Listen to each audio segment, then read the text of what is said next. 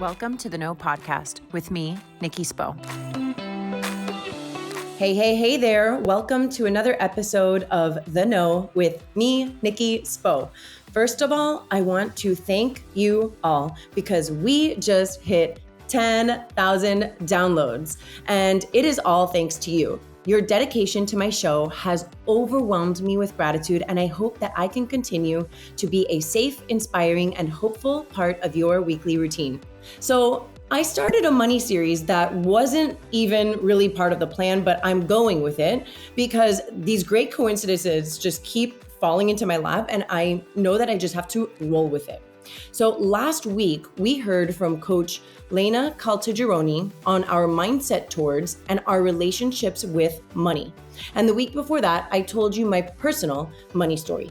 Today, we are going to learn what we should actually be doing with our money to create and regenerate wealth for ourselves and for the generations to come. So get ready to hear from Moe Peguero, my friend, a mom, a wife, and a banker at JP Morgan Private Bank in Miami. Let's dive right in.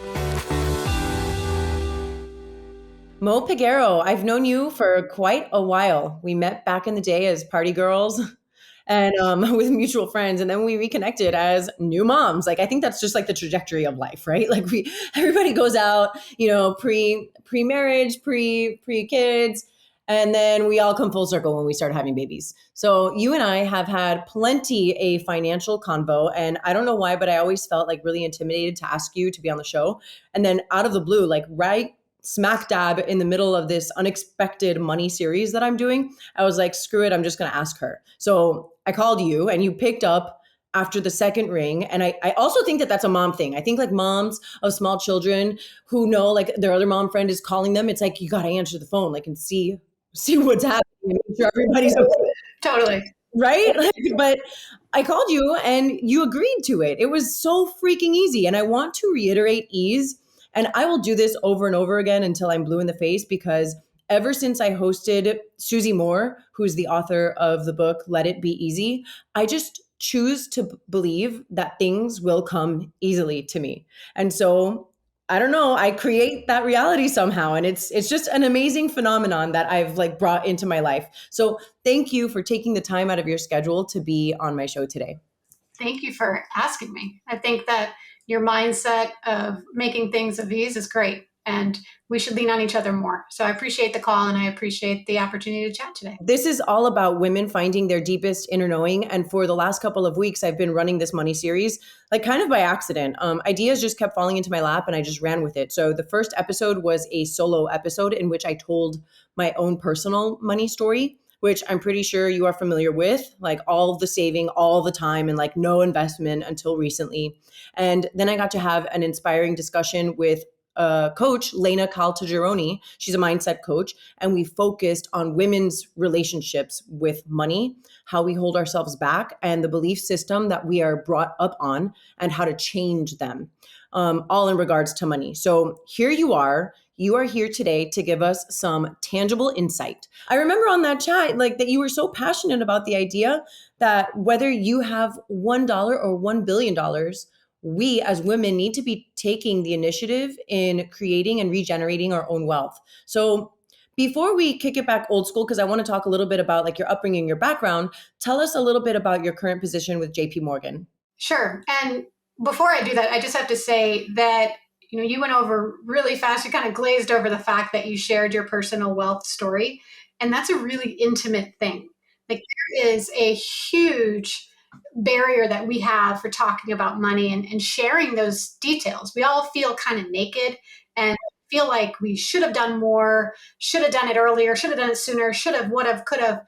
And I love that you just put it out there and you're opening up this dialogue, because I genuinely believe that's half the battle to changing the script and making sure that we as women are taking control of our finances, understanding where we stand, learning from each other, and figuring out how to find a better path forward. So I love that. I love that you took that step, and it sounds like, you did it with gusto, and it was awesome. I listened to it. It was awesome. Honestly, talking about this stuff is half the battle, and learning from each other. And we'll get into this hopefully later in our chat, but it's important for women to start talking about what they're doing in terms of investing, what they're seeing in terms of investing, why somebody's doing it. And you don't have to give up any personal, intimate details to have those conversations. And we'll get to that. But I love it. You took a step that I don't know if you realize how big it really was.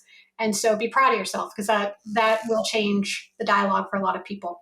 But to your question. So starting off, what do I do? So I am an executive director with JP Morgan Private Bank based here in Miami. So in that capacity, I serve as a banker, a relationship manager for ultra high net worth individuals, their families, and their family offices. I don't really have a common client type. I'd say the common attribute across all of them is complexity. So some of my clients are corporate executives in both the public and private markets. Think the CEOs, the CFOs, the chief operating officers. Some of my clients are entrepreneurial founders, people who have started businesses, people who have started companies, sold companies, started other companies. I deal with a lot of generational wealth. So maybe the family realized their success 50 years ago, and they're figuring out how to transfer it down and leave a legacy for their future generations. And I also deal with a lot of fund managers. We call it financial principals. So think your venture capital funds, your private equity funds, hedge funds, the people who are running that stuff. So because I'm dealing with such a complex group, our model at JP Morgan is to have a team. So I'm the banker, like the quarterback of the team. Every coverage model has a lending specialist, an investment advisor, and a trust and estates advisor. So together, we're like Captain Planet. We come together for our clients, and we'll figure out what needs to be done. And then we'll also bring in other experts as needed. So it's just this pile-on effect. And I highlight all that to underwrite the fact that I spend all day optimizing people, optimizing families, and there's always work to be done. It's never complete. And so I just want to reiterate, as we go through this conversation, start thinking about, our personal finances and where do we begin? It's important to put on the blinders, meaning let's just look at myself, get in the know. You like that? I like it. Get in the know. What are your numbers? Where are you right now? And then, of course, figure out who your team is. And that team might just be you. Yes. Okay, so when you're saying all this, there's so many things that pop up for me. One, I'm like, I play the comparison game. I'm like, for people who might be listening, I'm like, they tapped out already because we said high net worth individuals, right? Like they're it's unrelatable to an extent, right? How can I compare like what I have to these ultra high net worth individuals? And so immediately that, like for me, I'm like, okay, well, I can't. I'm talking about me personally, like Nikki Sapp, right? Like I personally, I'm like, I can't, I'm like not in that realm of spenders. Like, how can I do this? Right. And I hear also, I'm like, trust fund kids. I'm like, and that's my own chip on my shoulder, which I discussed in my own episode, right? Like people who come from generational wealth, like how they have so much access. And then really, I'm also hearing, so like what you're saying is that you work with a lot of guys, a lot of dudes. How many females are typically in your position? What you hit on right there, I get all the time. And going back to the dollar or $1 billion, it doesn't matter the client profile. The first thing women say to me, without fail, I would honestly say 60 to 75% of the time, I don't have enough money to talk to you. And I pause because most of the time in those conversations, it's just a conversation. A man could have negative $1. They could be in debt. And their conversation with me is, how much would it cost me to borrow to buy that XYZ? What's an interesting investment you've done lately? What's on your platform? It's information gathering. And so I would flip that on the head, because the truth is this is about getting more information and applying it again to yourself and figuring out how it's applicable. And that's something that is relevant for everybody of every balance sheet size, no matter what. Working with a lot of dudes, I work with a ton of dudes. And honestly, I love them. If I look back over my career, some of the strongest advocates I've had that have pulled me up have been men. We need that. Like we need men to Yeah. like do that for women as well. Like put us on the map as well. Like we're putting ourselves on the map, but we need them to be like, she should be on the map. I am a lover of diverse teams. It's really been a great experience for me, both in a learning environment and in my experience in my career evolvement. But to your question, there are a lot of different numbers around how many women are there in finance. I've seen rough estimates of about 15 to 30% of financial advisors are women, super low. I'll say I'm lucky to work at a company that cares about this. There's 250,000 employees across the firm. For JP Morgan, half of them are women. We've got a ton of programming for employees, for clients, for communities that are really focused around women. We have some cool programming for mentoring while you're on maternity leave, for re-entering the workforce if you've taken a break, not just to raise kids, but often to raise kids. So I have to say that I'm lucky to work in a place that really focuses on this. But at the end of the day, in most of my meetings and conversations with across the board from clients to advisors, I work with a ton of dudes. There's programs now to get more women interested in these types of careers. There's more of an outreach effort to talk to younger girls and women and let them know what career trajectories they could have in financial fields. So I do think it's getting better, and it's definitely a focus of tons, I would say many of the top firms, but we have a long way to go. One thing I will never ever say again is that I don't have enough money to work with you. Yeah. And I will never again say like, I can't afford to work with you. Like whether that's the case or not, like even in my last call with Lena Caltagirone, like that's a mindset game, right? Like that's how I view myself. And I have to like start shifting that narrative like for myself. And maybe I can't afford to work with you, right? But like never again will those words come out of my mouth because I choose not to breathe that into existence. If you remember one thing from today, because we're going to go through a lot that's like going to be worthy of taking out a notepad and writing things down. If you remember one thing, it's put on the blinders. We look and we compare and we say, oh, look what she has. Look what he has. Why don't I have that? I should be there. Oh my goodness. I can't have an open conversation because I'm afraid someone will judge what I don't have or that I didn't do it right. Or there's a lot of negative energy there that is just a waste of time. Like we got to figure out where are we and let's start figuring out our path forward.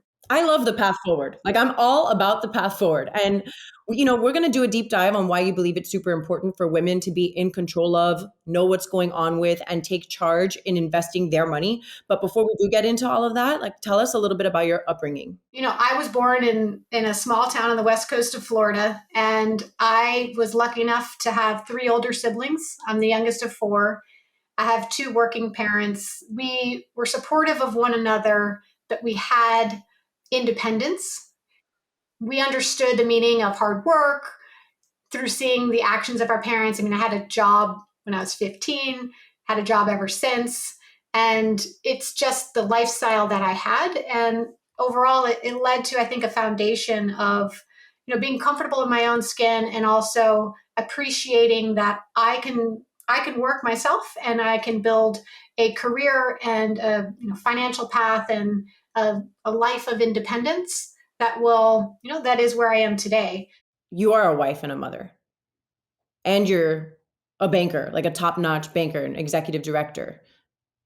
And so you've sort of traded these 10 p.m. pre-games to 10 p.m. bedtimes to do your 6 a.m. wake-ups with your daughter, Callie.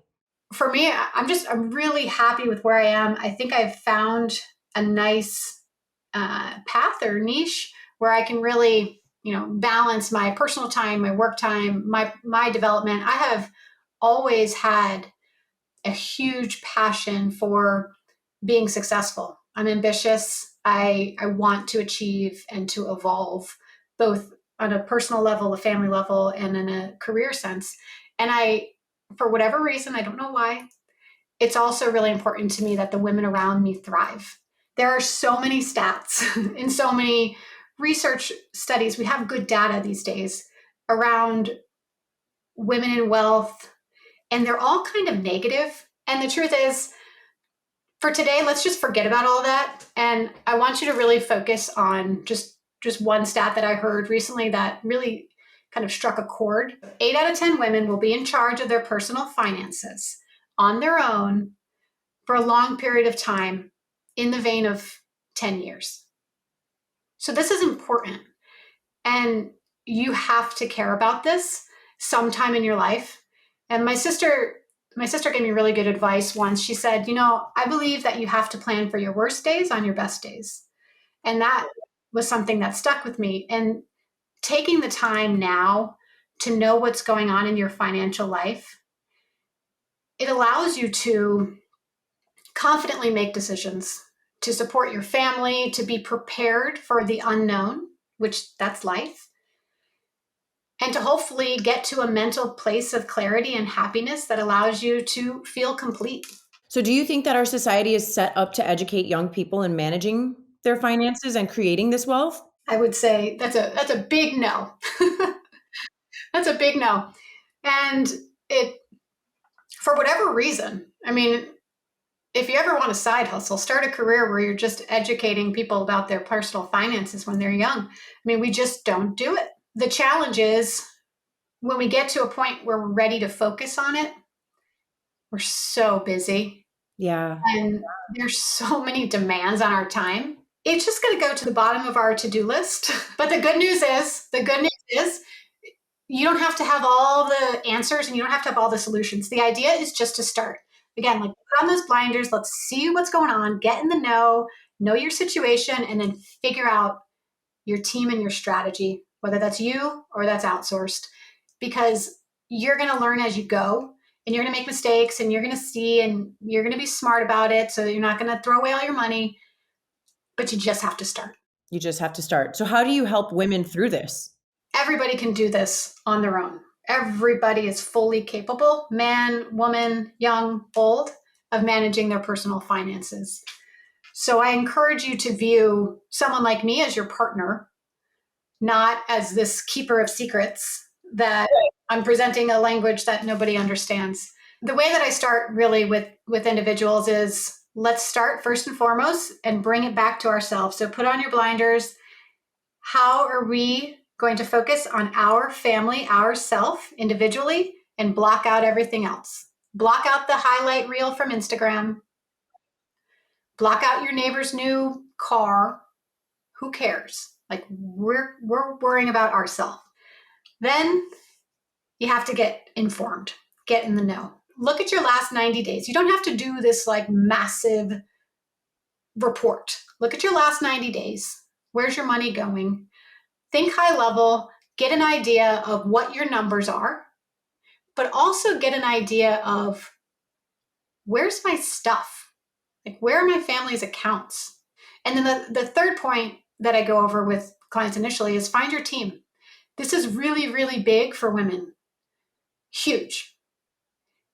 Women require trust, genuine trust to work with and partner with a financial advisor. I'll have multiple conversations, with a family, and I don't get to connect with a woman until we have some one-on-one time and we really dig into just getting to know her, getting to know me, and having, open dialogue so that she's comfortable. You should be comfortable enough to constantly dig into and ask those questions of why, until you get to a point that you're either A, comfortable with the strategy and the investment recommendation, or that you trust them and you want to give them the authority to make investment decisions on your behalf. But I think that's a big part of it, is that we don't always feel okay. And I think it comes back to shame, saying that we don't understand something. But what you're reiterating is that we have to ask those questions, like continue to ask why until we do understand. And you want to know a secret? Yes. When you ask why and you really dig in, sometimes the person's trying to recommend an investment or a strategy that they haven't really thought through, and they don't have good answers to that. And so the more you dig in, the more it shows I'm here. I'm invested personally in this. I want to understand. You need to bring the same. And as an advisor, I can say the best relationships really are those partnerships. And I like being questioned or challenged because it should be us building a plan for you and making sure like you know the details of your life better than I do. The communication there, like any relationship, has to happen so that at the end of the day, you know that your strategies, your investments, your whatever are fulfilling your long-term goals. Well, so that it becomes an actual team. Like you keep saying team, like you build your team, that's a collaborative thing. Like building your team is not like build a team outside of yourself. Like you have to be part of the team too, right? So what should we be doing with our money? Like how much money do we even need to get started? Can you give us like 3 to 5 or whatever you have, like tangible tips or recommendations? What should we be doing with our money? Yeah. There's no dollar amount. It's unique to everybody. And you can frame it in your mind in 5 steps. And that's figure out your goals, look at earning, look at spending, then you go to saving, then you go to investing. And I reiterate it's in that order because all too often we want to jump straight into that investing conversation. So let's start with goals. I will be honest, this is the hardest one for me. And I don't know why.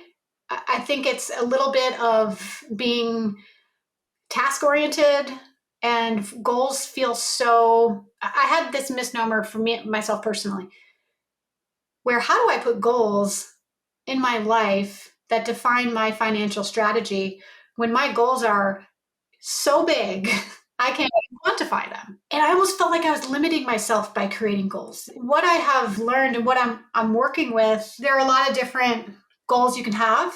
And so it's about focusing on things that you want to accomplish in life. So it can be as maybe obvious as you're sending your kids to college. It can be bigger, like creating a foundation or a charity. It might be a goal that has to do with more income, so creating new revenue streams. So identify those goals that you have and be as granular as you can with them. So they can be, your goals can be a timeline and it can be very long term. And this has helped me very long term that might be evolving, and then very short term that you're going to focus on and really try to hammer them out. Now we're going to go into, let's talk about earning. Earning means where do you get money? So this is what's coming in. You can get money from 3 sources. Work, income. You can have a job, you get paid. You can get paid different ways, but you're earning something in value. You can receive gifts. This could be a one-off thing. This could be from a relative. This could be something that happens that's passed down to you. And then you get money from investments. So your money is working for you. Once you know where your money is coming from, then you can start exploring, is there a way to increase my revenue streams? And by revenue streams, I mean, what are the pillars that are funneling into my family that are bringing in money, not taking it out? Now the hard one is spending. So you got to do it. You got to look at it.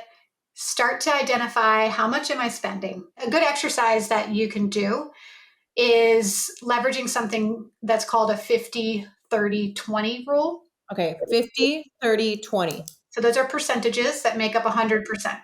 50, 30, 20.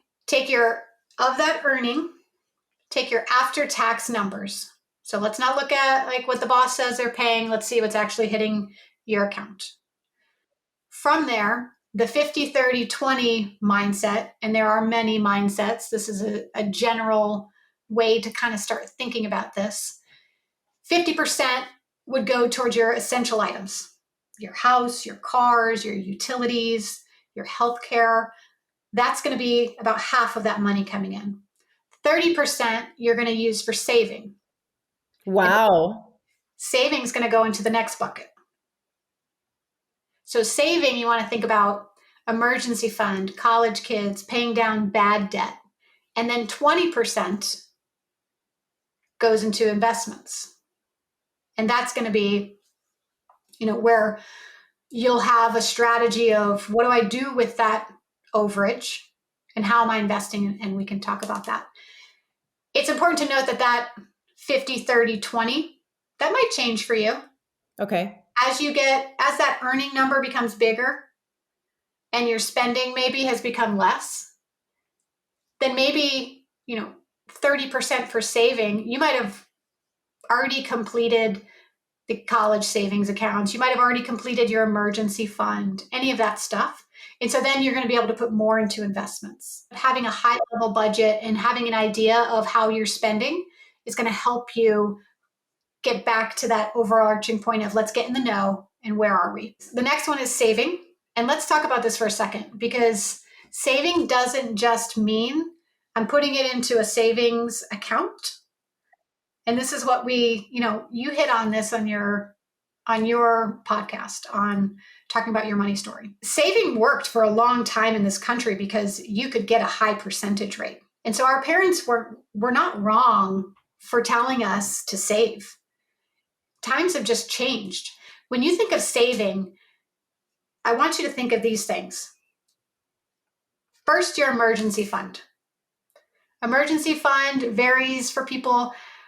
I'd say on average, it means I want 3 to 6 months of my living expense. So figure out as you're doing that earning spending thing, let's look at what do I need like tomorrow in a cash account to cover me for 3 to 6 months if that earning went away. The second thing that's important is to pay off bad debt. Bad debt versus good debt. The quick run through is what are you being charged to have that debt? If you have high interest rate student loans that are charging you 7, 8, 9, 10%, you've got to focus on paying those down. Like that is just too expensive. You got to pay that down. If you have a low interest rate mortgage, you're paying 2, 3, 4%. That's probably good debt for you to be able to give you the optionality to accumulate that asset. And then you're going to go into retirement accounts. And those retirement accounts, that's a whole different session for another day. But the point is you want to maximize any tax advantage account that you have. So if you work somewhere and your employer has a 401k, contribute. Figure out what their match is, max it out. If you're self-employed and you're going to set up some type of IRA, do it, fund it.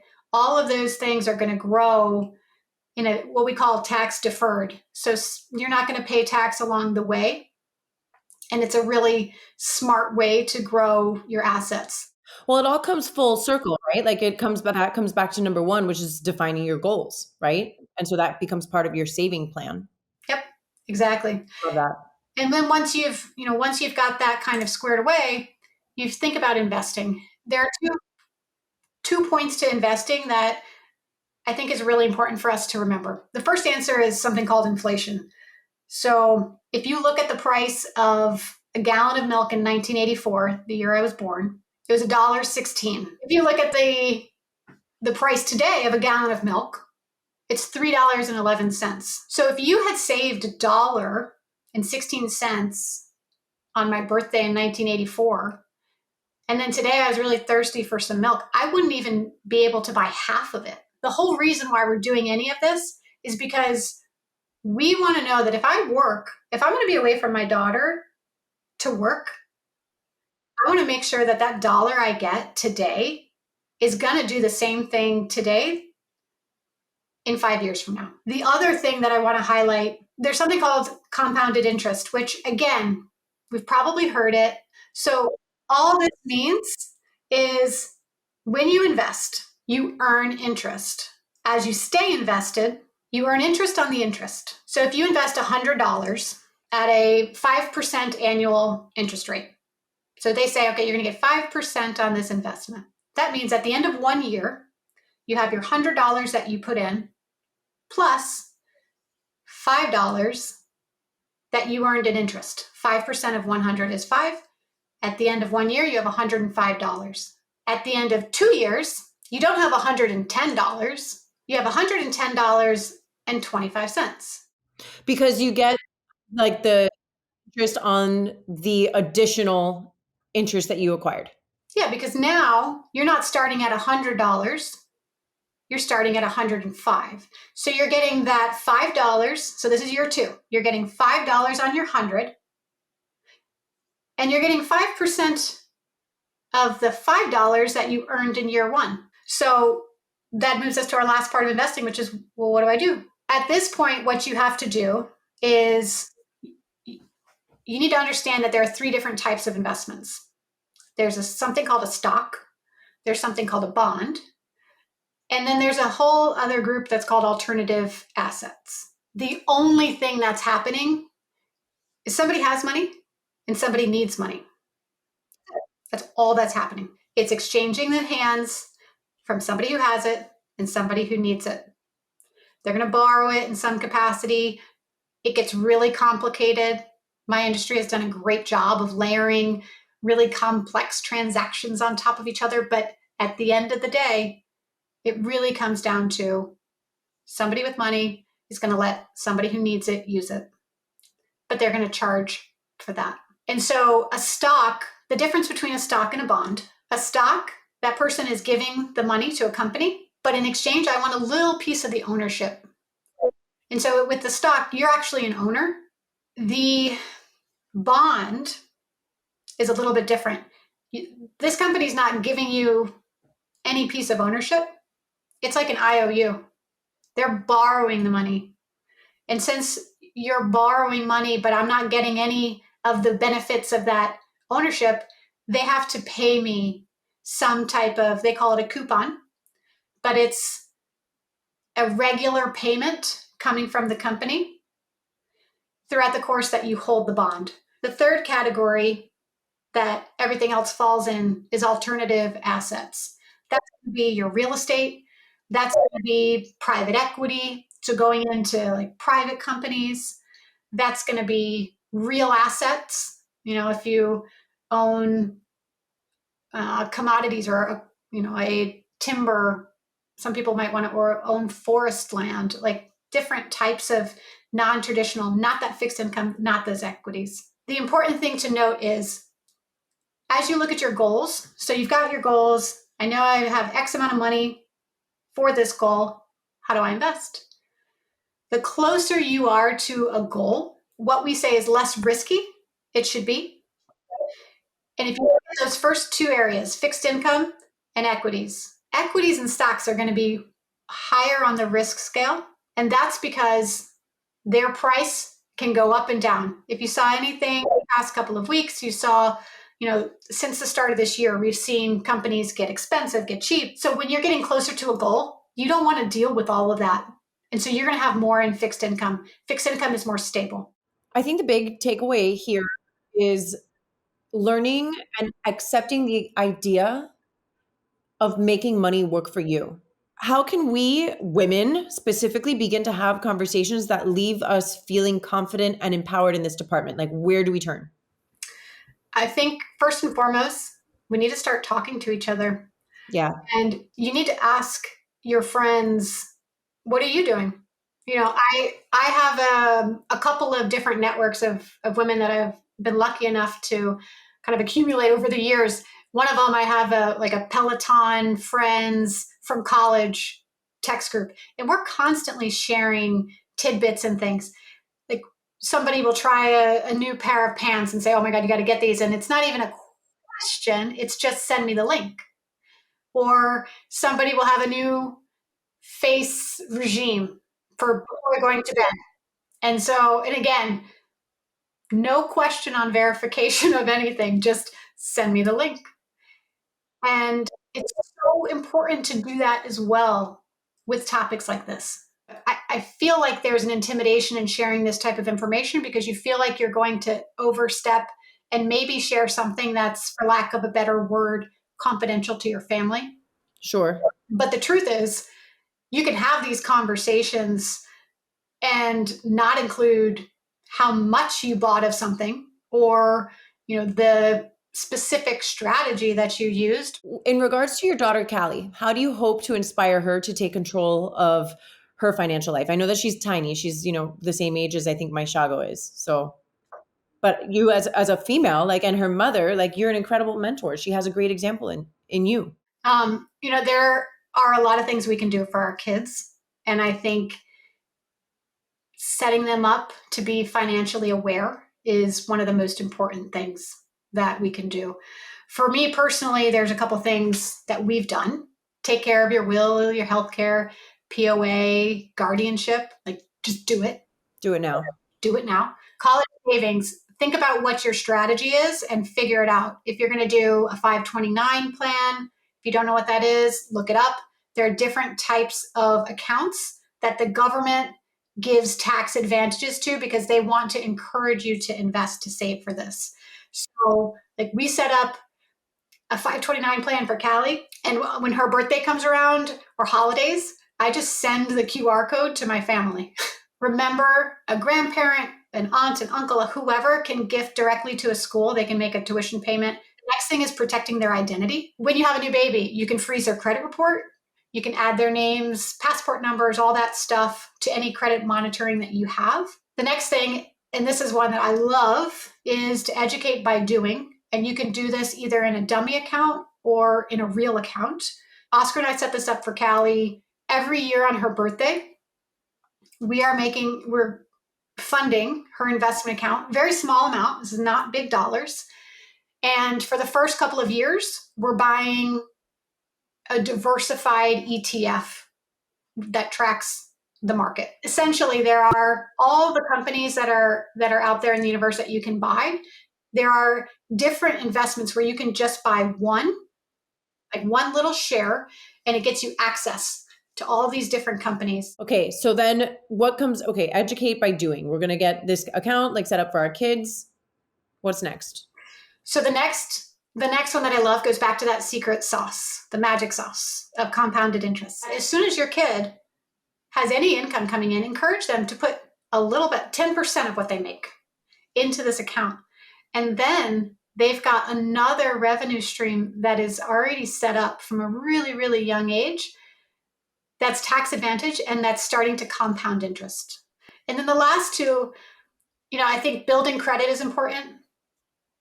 This is more when your kids are getting into their teenage years and getting ready to go off to college, but start talking to your bank, figure out what type of credit card you can put in their name, figure out how to put the parameters and controls on it. And then the last thing is more high level, and I encourage people to have open conversations around money with their kids.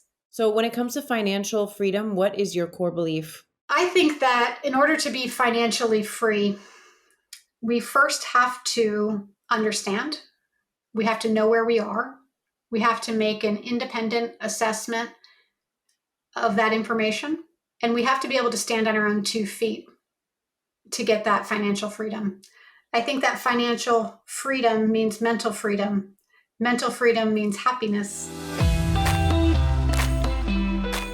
Mo, thank you so much for this much needed conversation. I hope that everybody listens in because this really is one of those episodes, and it might not be the type of episode that like you listen to in the car while you're driving and you get it out in one hit. This is something that we can come back to over and over again and be like, because sometimes we're not just ready to hear all that information. This episode can live, like in your rotation, where you can continue to come back to it, and take it one step at a time and not feel that sense of overwhelm. But I think that it's so amazing, Mo, that we got to have you on today so that you can like plant the seeds in our minds for women and mentors to other women, how we can like plant these seeds for our own wealth and creating wealth for the generations to come after us. I love that. And it is a lifelong process. So don't take this as a list that you're going to knock out in one weekend. I think that a best practice that I have heard about is having a quarterly personal planning day. And that's just when you sit down and you check in and you see where you are and hold yourself to it. And if you have a partner that you are coordinating this stuff with, try to do it with them as well and just chip away. Thank you so much, Mo. You're the best. Awesome. Thanks for having me. I appreciate it. This was awesome.